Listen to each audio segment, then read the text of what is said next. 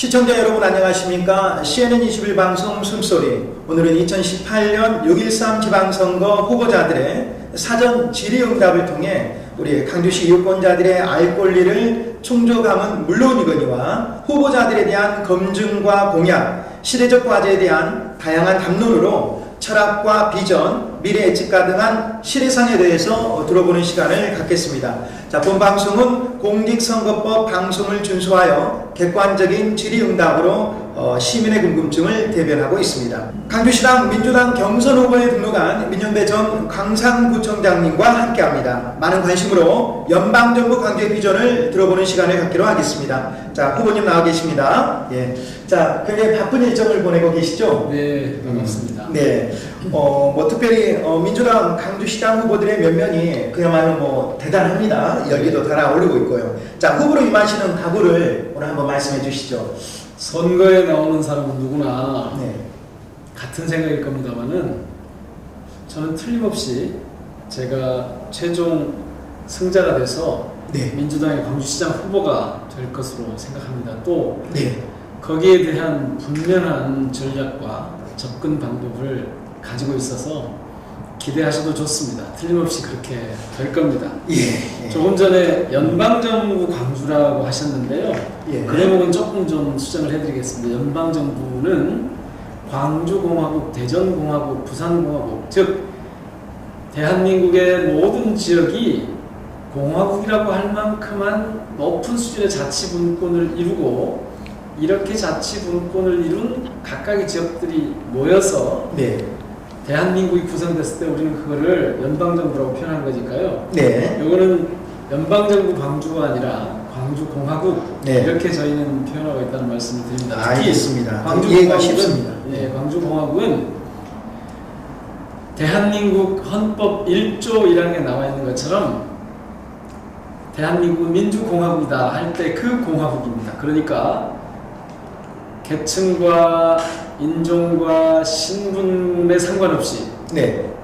모든 사람들이 차별 없이 더불어 사는 민주주의 공동체, 그리고 그 안에서는 누구나 자유롭고 평등하게 자신의 지위가 보장되는, 그래서 자기 삶을 스스로 꾸려갈 수 있는 중앙 집권화된 사회가 아니라 높은 수준의 자치분권이 이루어지는, 예. 자기 문제를 스스로 계획하고 집행하고 그리고 나중에 평가할 수 있는 그런 수준 높은 자치공동체를 뜻한다. 네. 이렇게 말씀을 드리겠습니다. 예. 강주공화국에서 그 비전을 후보님의 비전을 말씀해 주셨습니다. 예. 높은 수준의 자치분권을 이루어 나가는 예. 그런 디딤돌의 역할을 기대하겠습니다. 특히 이제 문재인 대통령께서 후보 시절에 연방제에 준하는 자치분권 국가를 천명을 하셨고, 네. 그리고 그것을 어제까지 3차례에 걸쳐서 어떻게 개헌으로 구체화할 것이냐 이런 안을 내놓으셨습니다. 그 중에 중요한 내용 중에 하나가 자치분권 개헌이거든요. 네. 우리나라를, 대한민국을 자치분권 국가로 만들겠다라고 하는 걸 개헌안에 담습니다. 네. 그래서 저는 이 개헌안이 반드시 6월 지방선거와 함께 통과돼서 대한민국이 새로운 성장의 기회를 스스로 만들어내는 자치분권 국가로 나아갈 수 있기를 기대합니다. 발돋움할 수 있기를 그렇게 희망하신다는 말씀을 하셨고요. 저는 비법이 있으십니까? 우리 사회의 정치 흐름이 어떤 것이냐, 그리고 현장에서 혁신적인 성과와 경험을 갖고 있느냐, 이게 지금 광주시장의 매우 중요한 요건이라고 봅니다. 현장 검증 능력. 네, 그래서 현장의 성과와 경험이 있는 후보를 시민들이 찾는다면 저는 제가 가장 부합하지 않을까. 그래서 시대의 흐름에 부합하고 자치 현장의 성과와 경험을 갖고 있는 광주시장 후보, 저를 저는 찾게 될 것으로 그렇게 생각합니다. 예, 지금 뭐 어제 오늘 시민들 몇 분들 만나보니까 네. 방금 하신 말씀을 해주시더라고요. 아, 우리 네, 강주에서 뭐 이런 현장이나 또 시민들의 여러 소리를 많이 듣고 그것이 공과로서 많이 드러났던 그런 후보들을 선택하겠다라고 하는 몇몇 유권자들의 목소리를 제가 대신 오늘 방송을 통해서도 고맙습니다. 전달을 해드립니다. 자, 다른 광역시와 비교해서 어떤 점이 우리 자칫 우리 강주공화국이 나아가야 될그 천명적 과제라고 이렇게 생각을 하십니까? 대한민국의 대부분의 대도시들은 네. 거의 공통적인 문제를 안고 있습니다. 그런데 광주광역시는 특별히 좀 두 가지 점에서 개선돼야 한다 혹은 극복돼야 할 두 가지죠. 그런 과제가 있습니다. 네. 이 과제는 현안을 말씀드리는 게 아니고 큰 틀에서 봤을 때입니다. 첫 번째는 네. 도시 경쟁력이 대한민국의 혹은 세계의 이런 대도시들과 비교했을 때 갖췄느냐. 지금 6개의 광역시 단위에서 보면 가장 도시 경쟁력이 떨어진다는 겁니다. 도시 경쟁력을 네. 구성하는 요소는 매우 다양합니다. 총체적으로 말씀드리면 그렇고요. 네. 그러다 보니까 두 번째로 지금 광주에 살고 있는 우리들이 자신감이 많이 떨어졌어요. 네. 내가 광주에 산다는 게 당당하고 자랑스럽고 뿌듯함이 있어야 되는데 이게 많이 떨어졌습니다. 왜 그런가? 왜 그렇게 됐는가? 네. 제가 조금 전에 말씀드렸지만 광주는 그동안 대한민국의 민주주의를 위해서 민주화의 성지로서 제 역할을 충분히 해왔습니다. 그랬죠. 지금도 진행형이고요. 그렇게 하다 보니까 실질적으로 우리 자신을 키우고 우리를 갖고 가는데 조금 소홀히 했거나 아니면 대한민국 전체가 광주에게 자꾸 민주주의 성지로서의 어떤 희생을 요구했지 더 광주의 시민들이 넉넉하고 풍요롭게 살고 네.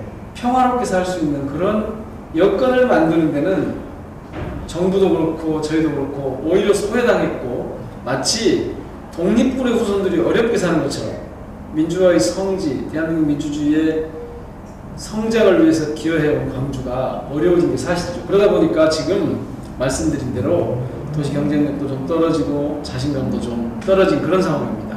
네. 이 문제를 극복하기 위해서는 여러 가지 방안이 있을 텐데 크게 보면 3가지 정도에서 다시 접근해야 될 겁니다. 네. 그러나 이걸 제가 여기서 다 설명드릴 수는 없고 그렇습니다. 저는 네. 이런 것을 좀 어떻게 풀어갈 거냐. 네. 이제 시대가 자치분권 시대로 바뀐다. 그러면 중앙정부에 가서 더 이상 돈 달라고 사정하는 게 아니라 우리가 탁월한 정책 기획을 내세우고 이걸 가지고 정부에 당당하게 요구해서 광주를 더 키워가는 그리고 광주에 사는 사람들의 자존심을 회복하는 그런 방안들을 아주 다양하게 제시를 하게 될 것이고요. 네. 그걸로 이번 선거를 치러보려고 합니다. 어쨌든 광주가 극복해야 될 큰 과제는 도시 경쟁력의 회복 그리고 그 안에 살고 있는 사람들의 자신감의 회복 네. 이게 지금 크게 봤을 때는 필요한 일이라고 생각합니다. 예, 뭐 말씀해 주신 것처럼 국내 광역시나 또 세계 그만한 인구의 그 여러 도시들과 비교했을 때 도시 경쟁력,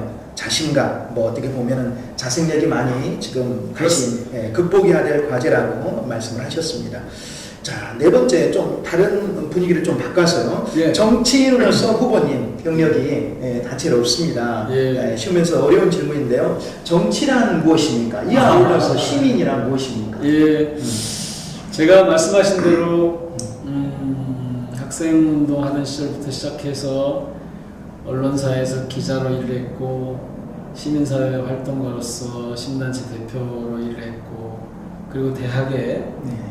연구하고 가르치는 예. 일을 했고 그리고 국정 경험을 하고 예. 청와대에서 이제 문재인 대통령이 비서실장으로 계시던 시절에 저도 비서관으로 노무현 대통령 모시고 일을 했고 그리고 이제 다시 이제 광주에서 8년간 광산구청장을 했어요. 예. 검증 많으셨어요. 예. 다른 후보들에 비해서 이제 경험이 좀 다양하게 있는 편이죠. 정치가 뭔가 이 다양한 경험을 통해서 쭉 자에게 확립된 정치는 사람들과 사람들의 관계를 평화롭게 만들어가는 것이다. 이렇게 저는 정의를 합니다. 네. 그러니까 대개 정치는 뭐 정치학에서 얘기하는 여러 가지 동원과 배분의 기능, 뭐 갈등 조정의 기능 많이 있습니다만은 네. 저는 정치를 너가 왜 하니? 하고 저한테 물으면 저는 이 세상에 사람들 사이의 관계를 좀 평화롭게 하고 싶습니다. 그런데 이 관계는 매우 다양합니다. 네. 예. 여러 관계들이 개인적인 있죠. 무슨 이 혈연지연 학연 같은 그런 개인적인 관계도 있고 사회적 관계는 예를 들면 경제적 관계가 되게 이제 중요하지 않습니까? 노사, 가불, 뭐 예, 요새 많이 그렇습니다. 나오고 있는. 예. 또 정부와 시민과의 관계도 있고 시민들 내에서도 집단과 집단과의 관계도 있고 그런데 이게 끊임없이 갈등하고 투쟁하고 경쟁하는 관계로 되어 있거든요. 정치는 이 와중에 어떻게 하면 이 관계를 평화롭게 가져갈 수 있도록 하냐. 그게 경제민주주의고 정치민주주의고 문화민주주의고 자치분권이고 그렇게 나타나는 거예요. 그래서 저는 너 정치 왜 하니? 세상을 평화롭게 하고 싶습니다 라고 말씀드립니다. 평화전도사. 그러면 시민은 어떤 존재냐 그렇게 물으셨지 않습니까? 예, 가장 궁금한 바로 그렇게 평화를 만들어가는 주권자입니다. 저는 여기서 꼭 드리고 싶은 말씀이 하나 있는데 예. 대개 시민을 통치 대상으로 생각하는 그동안의 그릇된 정치의식이 있었습니다. 특히 선출직 권력자들이 흔히 빠지기 쉬운 함정인데요. 저는 선출직 권력자가 자신의 권력을 자기 것이라고, 즉 권력을 사유하는 순간부터 예. 정치는 타락하기 시작한다고 봅니다. 예.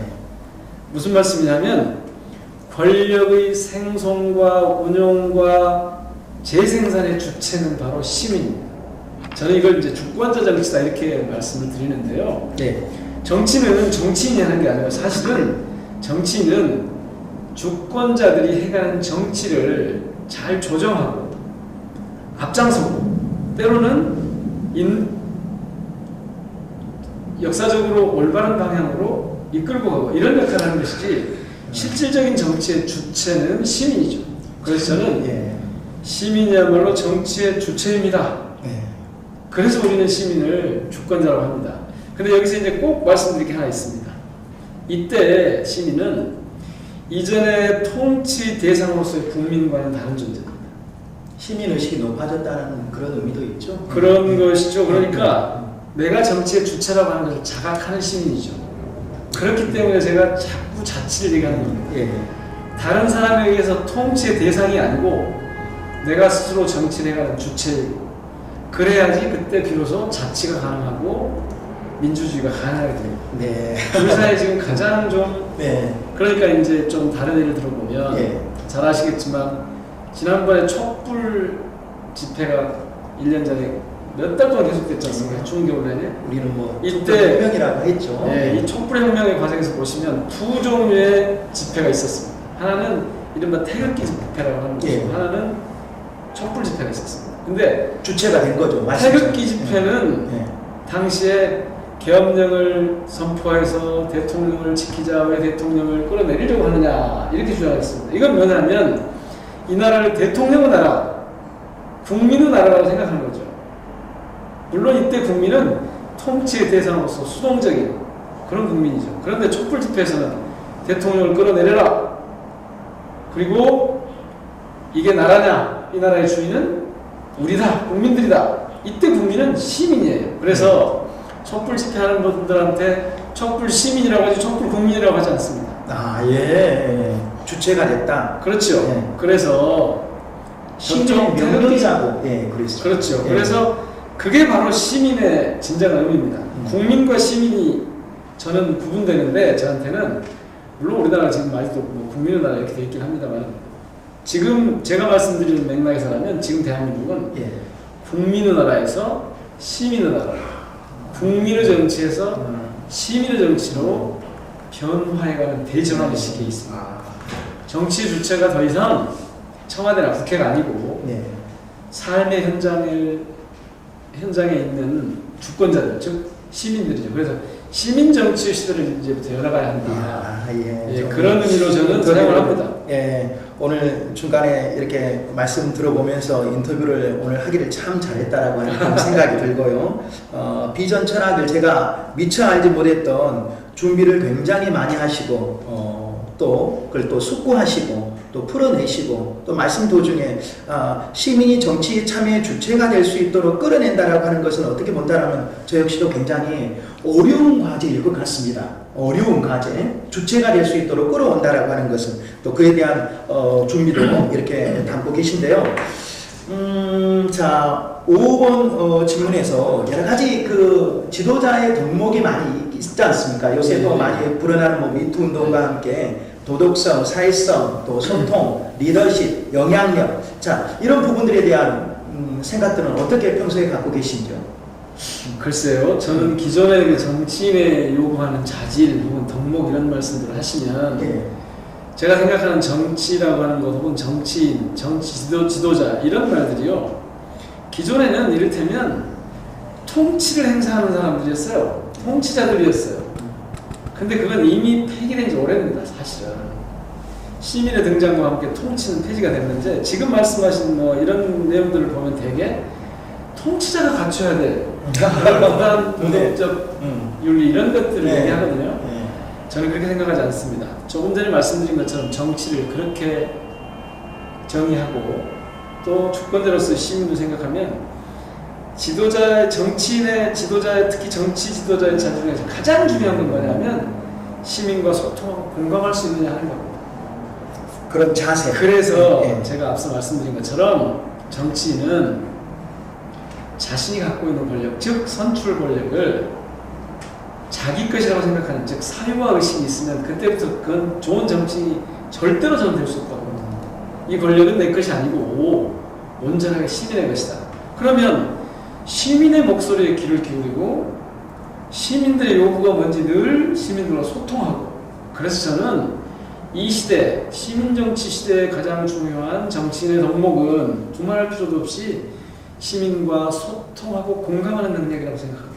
소통 공감 능력을. 그래서 이걸 둘러싸고, 그러니까 뭐 도덕성, 청렴성 이런 것은 기본이에요. 이거를 가지고 뭔 자질이 많이 할 필요가 없어요. 그게 안 되는 사람들은 하면 안 돼요. 네. 가령 청렴에 문제가 있다는 말은 무슨 말입니까?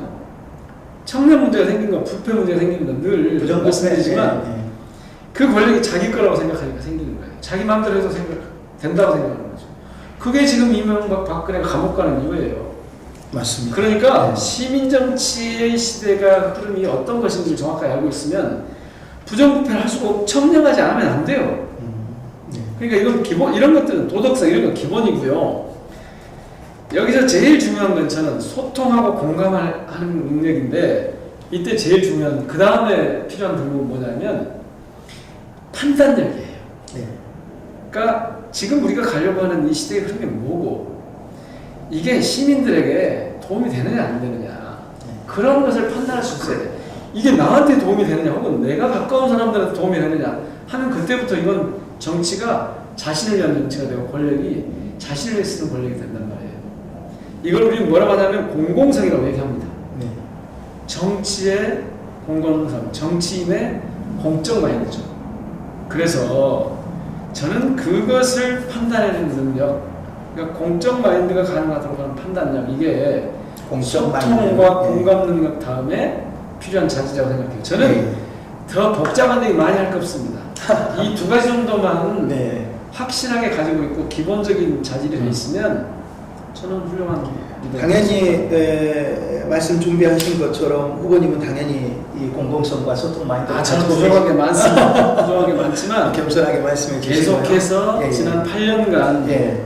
뭐 청와대에 있을 때도 그랬습니다만 지난 8년간 광산구청장을 하면서 예. 늘 이 부분을 염두에 두고 이걸 좀 기르기 위해서 애써왔고요. 그러다 보니까 이제 어떤 그 경우가 생기냐면 온당하지 않은 부당한 요구를 저한테 와서 하는 경우가 종종 있거든요. 그러죠. 예. 그런 경우에 제가 좀 부드럽게 예. 그냥 뭐 알겠습니다, 잘 뭐 그렇게 해보겠습니다 하고 그냥 부드럽게 편하게 말씀드리면 좋은데 제가 그런 원칙이 있기 때문에 그렇게 잘 못합니다. 실제 문제를 해결할 예, 실질적으로 보여주시는 거죠. 제대로 문제를 해결하고 원칙대로 풀어가는 게 맞지. 이걸 그냥 거기서 두루뭉술하게 뭐 제가 잘 검토해 보겠습니다.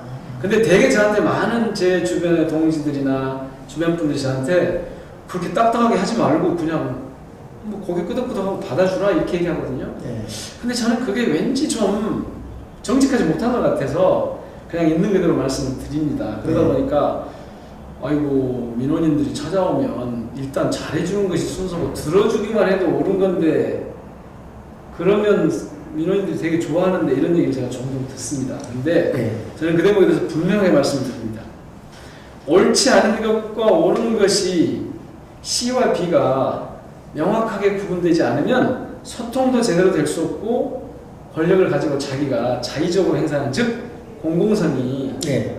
확보되기 쉽지 않습니다. 그래서 저는 조금 좀 제가 부담이 되고 때때로는 표가 떨어진다고 그렇게 흉을 잡히면서도 가능하면 그런 부분은 원칙대로 하려고 합니다. 자, 정리가 됩니다. 그러니까 기본적으로 가장 중요한 것은 공감과 소통 능력이다. 네. 시민정치 시대. 네.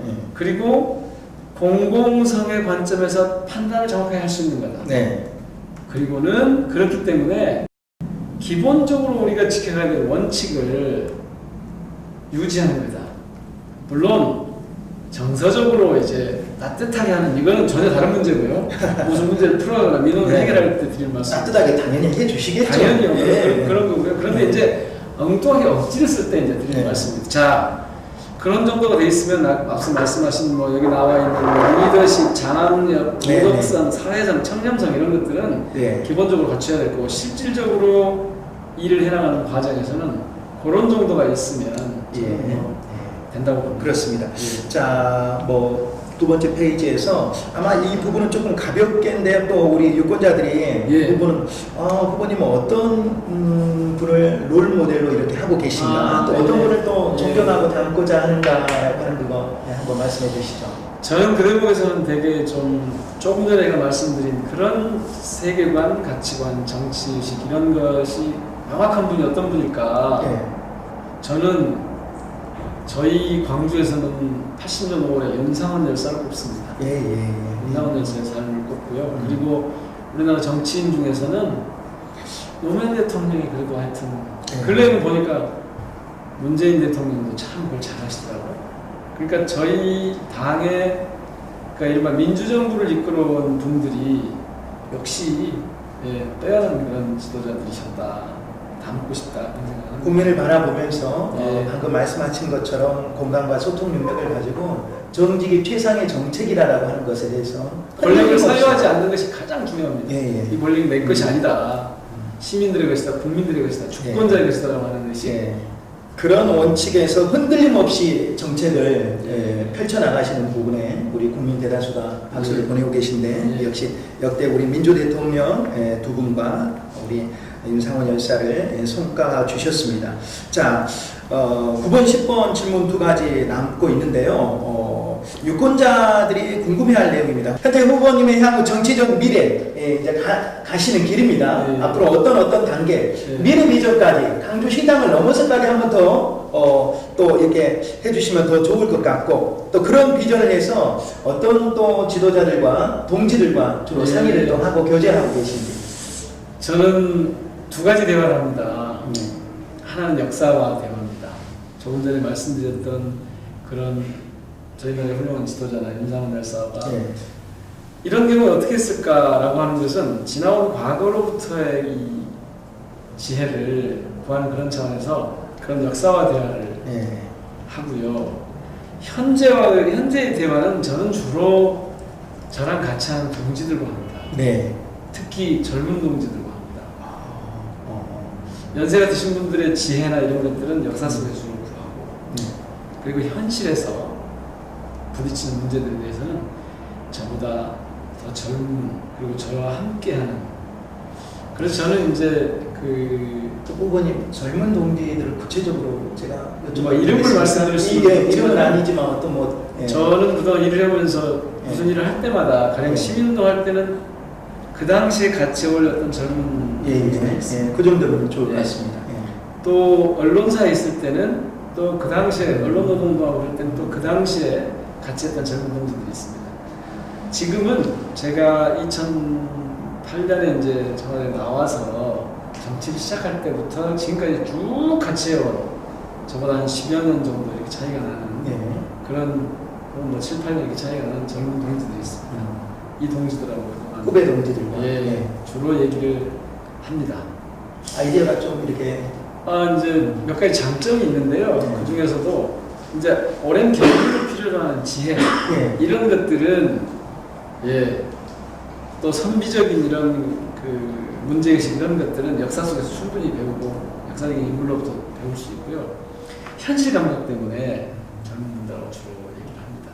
아니 물론 이제 아니다 싶을 때는 종교 지도자분들을 만나 뵙기도 하고 저는 전에 이제 저와 함께 일을 해왔던 분들 중에 선배님들 중에 그냥 마음을 터놓고 이렇게 말씀드릴 수 있는 분들하고 종종 하기도 하죠. 일상적으로 제가 이제 해가는 분들이 바로 젊은 동지들이다 이렇게 말씀드립니다. 역사와 대화를 하고 계신 물론 고전의 역사를 많이 잊고 계신다는 것으로 제가 해서 좋습니다. 그래서 자 마지막 질문으로 제가 후보님 넘어가겠습니다. 자 마지막 출사표인데요. 자 민주당 강주시장 예비 후보로서 자 이제 뭐 또 첫 번째 또 자신감까지 이렇게 해서 분명히 제가 우리 강주 민주당 강주시장 경선 후보의 마지막으로 당선이 확실돼서 그렇게 시정을 펼치겠다라고는 그런 각오를 말씀하셨습니다. 자 유권자들에게 저는 이런 출사표로 여러분의 차기 시장이 되겠습니다라고 하는 포부를 아주 자신감 있게 보면서 한번 말씀해 주시기 바랍니다. 위대한 광주 시민 여러분, 존경하는 시민 여러분, 반갑습니다. 아주 간단합니다. 우리는 지금 어디에 있습니까? 광주는 세계 어디에 내놔도, 대한민국 어디에 내놔도 아주 공정하고 부강한 도시입니까?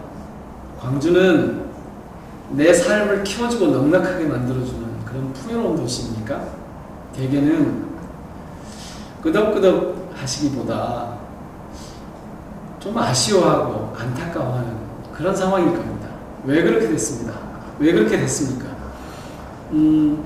그동안 우리는 아주 스펙이 좋은 장관 출신, 국회의원 출신, 심지어 시민운동가 출신까지 시장으로 모셔봤습니다.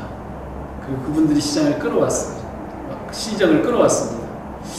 그런데 시민 여러분께서 그다지 만족스러워하지 않는 것 같습니다. 왜 그럴까? 우리 시대의 흐름을 잘 파악해서 거기에 조응하는 그런 현실적인 정책들, 타고난 정책들을 내놓지 못했기 때문일 겁니다. 또 이런 과정에서 시정을 꾸려가는 데 필요한 충분한 경험과 성과가 없었기 때문일 겁니다. 지금 광주에는 이 시대의 흐름을 선도해 나가면서 실질적이고 혁신적으로 성과를 내고 자치 현장에서 경험을 해본 그런 시장이 필요합니다. 감히 말씀드리지만 제가 여러 경험을 통해서 또 국정과 자치 현장의 행정 경험을 통해서 광주시를 한번 문화적으로 품격 있고 경제적으로 부강한 그러면서 그 안에 평화와 나눔이 넘치는 그런 광주로 그런 세계적인 도시로 만들어 가보고 싶습니다. 그러니까 시장 한 사람이 바뀌었을 뿐인데 광주가 이렇게 달라지나 하는 그런 멋진 도시를 함께 꾸려보고 싶습니다. 그런데 이 시민정치 시대, 주권자 정치 시대에는 결코 이 일을 시장 혼자서 할 수 없습니다. 많은 동지들과 함께 그리고 시민 여러분과 함께 할 때 비로소 제가 말씀드린 그런 매력 있는 도시 광주가 가능해집니다. 꼭 함께 참여하셔서 대한민국의 이 빛골 광주를 세계 어디에 내놔도 손꼽히는 그런 멋진 도시로 만들어 가십시다. 함께 이 길을 가시면 저는 틀림없이 가능하리라고 생각합니다. 건강하시고요. 하시는 일 다 잘 풀리시기 바랍니다. 고맙습니다. 네, 이상으로 오늘 인터뷰를 마치겠습니다. 앞서 질문에서 이렇게 본인의 정치 철학을 평화전도사 그리고 우리 위대한 강주 시민들을 평화 주권자로 이렇게 함께 소통하는 공감과 소통력의 그런 시정을 이끌어 나가겠다는 이렇게 포부를 말씀해 주셨습니다. 귀한 시간 성실한 답변을 응해 주셔서 감사드립니다. 네. 남은 여러 일정에도 지금 이 모습으로 위대한 강주공화국의 희망과 꿈을 이야기를 해주시길 부탁드립니다.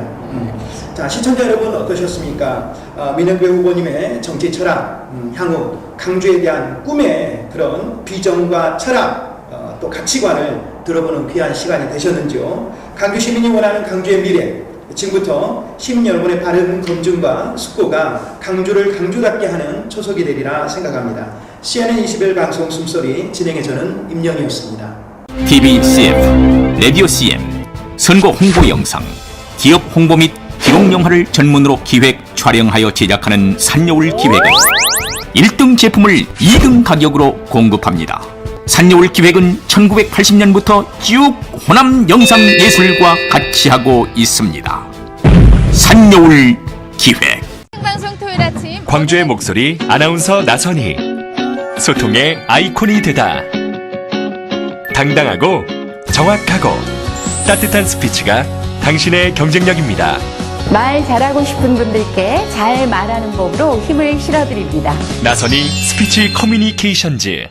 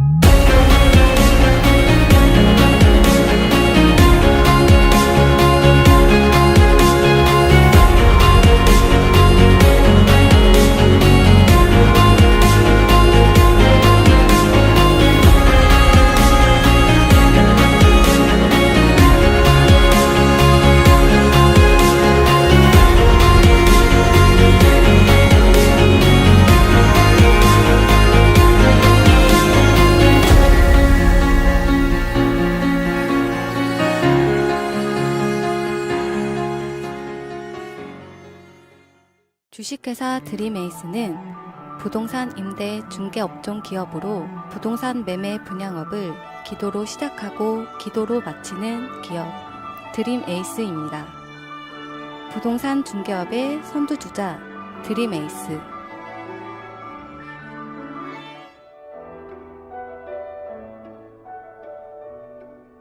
선교 활동으로 우간다의 9개의 교회를 건축하고 행복과 사랑을 나눠주는 1등 부동산 중개업.